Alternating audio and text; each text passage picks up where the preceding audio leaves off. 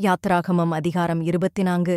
பின்பு அவர் மோசேயை நோக்கி, நீயும் ஆரோனும் நாதாபும் அபியூவும் இஸ்ரவேலின் மூப்பரில் 70 பேரும் கர்த்தரிடத்தில் ஏறி வந்து தூரத்திலிருந்து பணிந்து கொள்ளுங்கள்.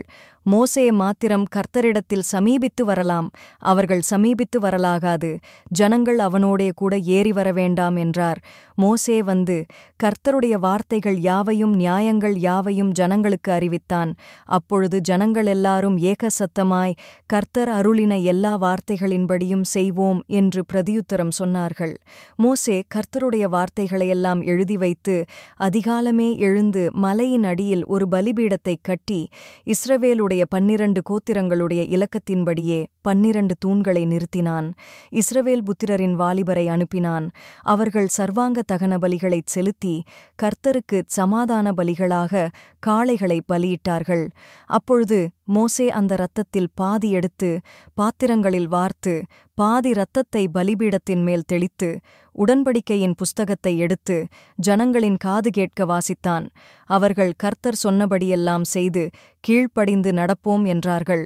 அப்பொழுது மோசே இரத்தத்தை எடுத்து ஜனங்களின் மேல் தெளித்து, இந்த வார்த்தைகள் யாவையுங்குறித்து கர்த்தர் உங்களோடே பண்ணின உடன்படிக்கையின் இரத்தம் இதுவே என்றான். பின்பு மோசேயும் ஆரோனும் நாதாபும் அபியூவும் இஸ்ரவேலருடைய மூப்பரில் 70 பேரும் ஏறிப்போய் இஸ்ரவேலின் தேவனை தரிசித்தார்கள். அவருடைய பாதத்தின் கீழே நீலக்கல்லிழைத்த வேலைக்கு ஒப்பாகவும் தெளிந்த வானத்தின் பிரபைக்கு ஒப்பாகவும் இருந்தது. அவர் இஸ்ரவேல் புத்திரருடைய அதிபதிகள் மேல் தம்முடைய கையை நீட்டவில்லை. அவர்கள் தேவனை தரிசித்து பின்பு புசித்துக் குடித்தார்கள். அப்பொழுது கர்த்தர் மோசேயை நோக்கி, நீ மலையின் மேல் என்னிடத்திற்கு ஏறி வந்து அங்கே இரு. நான் உனக்கு கற்பலகைகளையும் நீ அவர்களுக்கு உபதேசிப்பதற்கு நான் எழுதின நியாயப்பிரமாணத்தையும் கற்பனைகளையும் கொடுப்பேன் என்றார். அப்பொழுது மோசே தன் ஊழியக்காரனாகிய யோசுவாவோடே எழுந்து போனான். மோசே தேவ பர்வதத்தில் ஏறிப் போகையில் அவன் மூப்பரை நோக்கி, நாங்கள் உங்களிடத்தில் திரும்பி வருமட்டும் நீங்கள் இங்கே எங்களுக்காக காத்திருங்கள். ஆரோனும் ஊரும் உங்களிடத்தில் இருக்கிறார்கள்.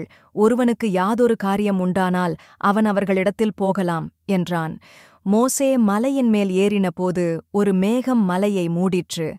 கர்த்தருடைய மகிமை சீனாய் மலையின் மேல் தங்கியிருந்தது.